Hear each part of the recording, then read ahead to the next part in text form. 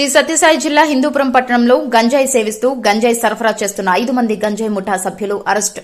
వారి వద్ద నుండి 2 ద్విచక్ర వాహనాలు 600 గ్రాములను గంజాయి స్వాధీనం చేసుకున్నట్లు పోలీసులు తెలిపారు.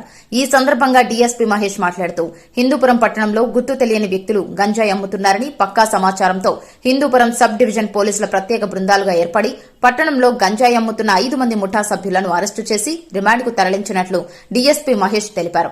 వీరంతా కేవలం 20 నుంచి 25 సంవత్సరాలలోపు ఉన్న యువకులు కావడంతో జల్సాలకు అలవాటు పడి గంజాయి సేవిస్తూ గంజాయిని అమ్ముకుని జీవించవచ్చు అనే ఉద్దేశంతో పట్టణంలోని కొన్ని ప్రాంతాల్లో అమాయకులకు గంజాయిని విక్రయిస్తున్నారని డీఎస్పీ మహేష్ తెలిపారు. ముఖ్యంగా గంజాయి రవాణా పైన ప్రాపర్ ఇన్స్ట్రక్షన్స్ ఎవ్రీ మంత్ మనకు వస్తూనే ఉన్నాయి. దాని బేస్డ్ గానే మాకు వచ్చిన మేము పెట్టిన ఇన్ఫర్మేషన్ తో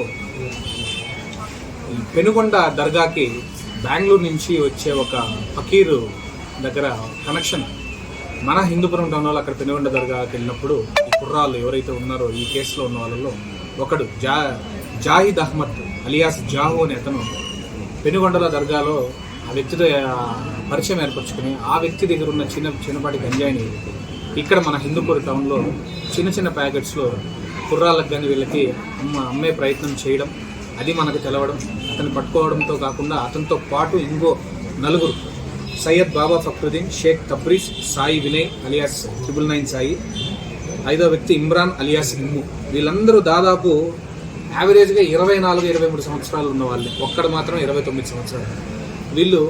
వీళ్ళ అవసరాలకి వీళ్ళ ఖర్చులకి గంజాయి సరఫరా చాలా ఈజీగా ఉంటుంది, మనకి డబ్బు బాగా వస్తుంది. దీంతో వాళ్ళు సేవించడమే కాకుండా దాన్ని అమ్మడం కూడా మొదలుపెట్టారు.